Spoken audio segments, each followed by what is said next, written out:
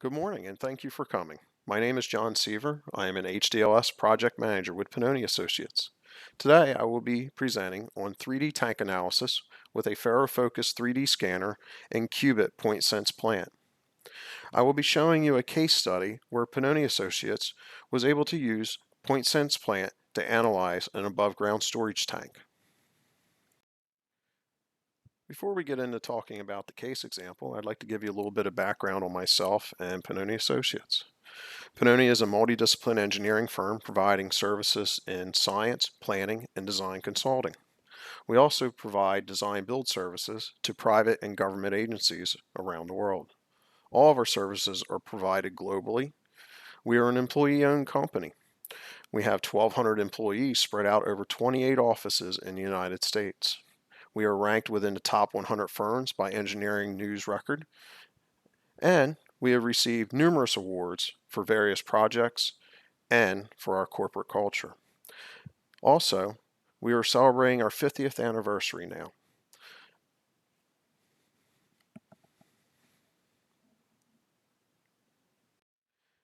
Now for a little bit of history about myself. Again, my name is Jon Sever. I am the HDLS project manager for Newark, Delaware. I also manage all of our HDLS services for our design build group. I have been with Pannoni for 10 years in the survey department. I have over 15 years of engineering and survey experience, and I've been using Autodesk products for all of the 15 years. In addition to that, I have been using FARO products for the last 3 years, including the scanning software, scanners, and KUBIT. Now about the project. Some time ago, one of our clients contacted us about one of their storage tanks that they were having some issues with. It is a 10,000 barrel above ground storage tank. It contains aviation jet fuel. It was constructed in 1985.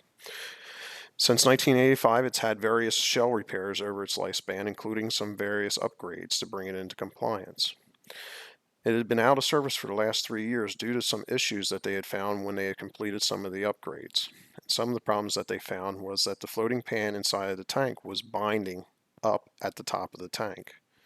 Also, it appeared that the tank had been leaning to one side, as well as when the tank was being in service, fuel would surge from the tank and cause pressure issues downstream.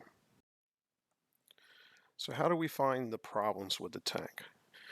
Well, the very first thing that we did was we got together with our design build engineers and we looked at all the available information that we had on hand, plans, records, reports, and it came to the conclusion that the best way to find out what is really going on with this tank was to go down to the site and actually scan the interior and exterior of the tank and the surrounding area. That was the only way we were going to get a real condition assessment of the facility. So we loaded our gear up and off we went. So we went down, scanned the tank, we collected our data, we brought it back, we imported it into Autodesk Recap so that we could bring it into the various Autodesk applications. And then we created a project in Civil 3D as our beginning.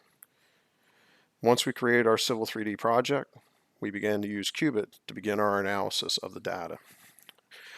And then once we were complete our analysis of our data, we would bring in our point cloud into Trimble RealWorks, and we would use Trimble RealWorks to generate our documentation and reports, in addition to the KUBIT plans that we were submitting.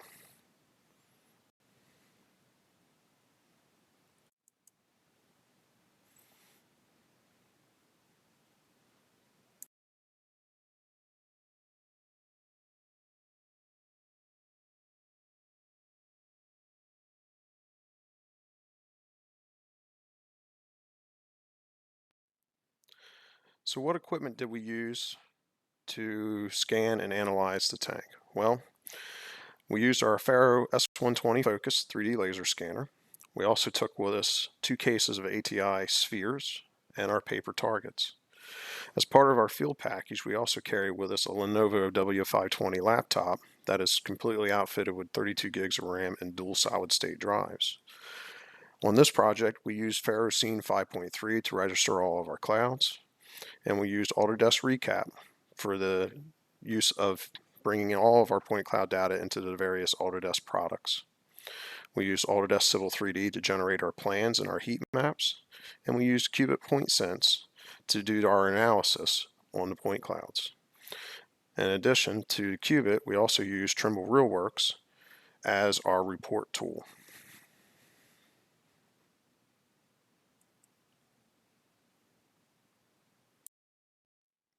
So what did all of our PointSense plant data show us?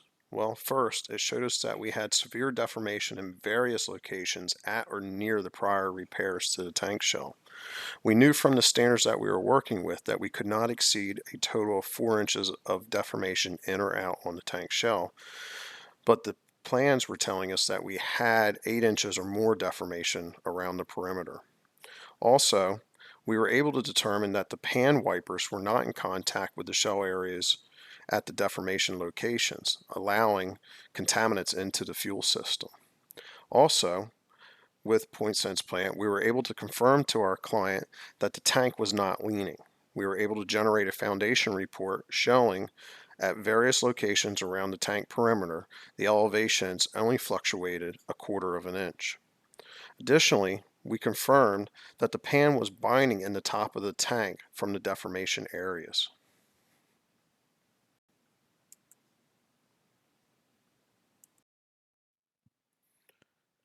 So why did we choose PointSense plant? Well, simply put, it was for ease of use. We were already using PointSense plant as our standard workflow for working with point clouds. So it was just natural to use the PointSense plant tank module to analyze the tank shell on this project. Also, we were able to use the tank shell program to generate a heat map showing all the deformation areas. By generating these various heat maps, we were able to show our client visually all the areas of deformation. In addition to the heat maps, we were also able to generate a tabular table of the data. This tabular table was invaluable to our structural engineers. They were able to take this tabular data and input it into their various structural applications and do their own analysis as well. PointSense also allowed us to cut sections through the point cloud and create section maps. With these section maps, we were able to align them with the heat maps so that they could easily show the areas of deformation in 2 different views. So let's talk about a little bit of the challenges on this project. Well, first off, we had to overcome some issues with our client. They had the prior firm that was doing the repairs on the tank scan the tank and try to figure out why they were having so many problems with it. So when we came in and approached our client and told them that we were going to scan this tank, they were a little bit hesitant at first. So we had a little bit of an uphill climb here just to justify why we wanted to rescan this site again. One of those reasons for it being an uphill climb, this was a very high profile project for our client. So any more issues, delays, just wasn't an option for this project. We had to deliver on this project for them. Also, the time frame. This was a very compressed time frame for this type of project. And this included all the engineering services as well, not just the scanning services. We had to deliver this project in 3 weeks or less. So that included all of our travel, the scanning, the reports, the analysis, everything had to be done in 3 weeks. Also, to complicate things, this site was a very highly secure site in the southwestern part of the US. So we had some issues with arranging access and actually getting into the site and actually having enough time to complete our scan sessions. Also, we did a number of scans on this site. We wanted to make sure we were bringing the field back into the office. That was our goal on this when we went down there. We had one shot to get in, and it was one shot to get everything we needed for the engineers. So we did a total of 25 scans at 1/4 and half resolution. Also, when we did get on site, we had to deal with the weather. The very first day, it rained on us. So we did all of our interior work inside the tank on the first day. Then the second day, when we were doing the outside scans, we had 90-degree heat and full sun. So it was a challenge from day to day. And then to top it off, we had the bees. The bees really loved our yellow safety vest. So what was some of the results on this project? Well, first off, we actually saved our client from having to tear down this tank. That was their main concern all along. They had spent upwards of $7 million over the last few years to make repairs on this tank, and they were worried that they were going to lose all of that investment into this tank. So we were actually able to show them using PointSense Plant that there was only certain areas that needed to be repaired. So we actually saved our client money. Also, by using PointSense Plant, we were able to scan, analyze the data, and create all of our reports in less than 7 days. So that allowed our engineers enough time to analyze my data and able to determine what the next course of action was going to be. So, with all that being said, our client was so impressed with what we were able to do, they actually extended our contract and allowed us to do a post-construction as-built, which involved a new interior and exterior scan of the tank. We also provided them updated strapping tables and a containment dike scan and volume report and an updated foundation survey showing that the tank had not moved during construction.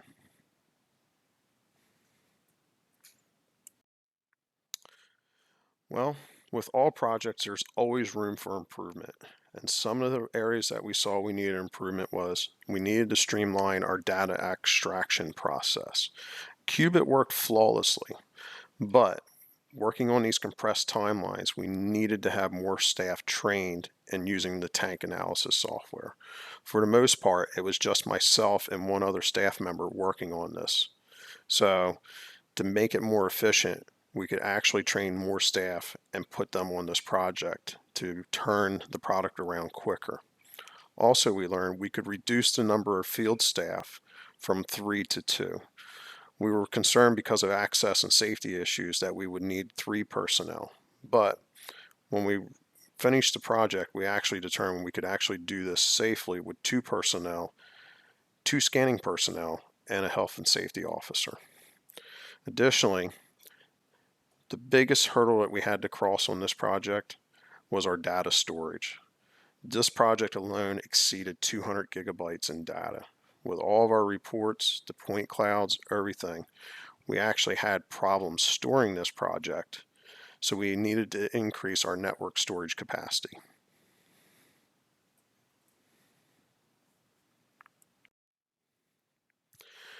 If you have any questions about this project or PointSense Plant and how we used it on this project and others, please feel free to contact me. You can contact me at my phone number here on this slide, or you can reach out to me via any of the above links on social media. Thank you and have a good day.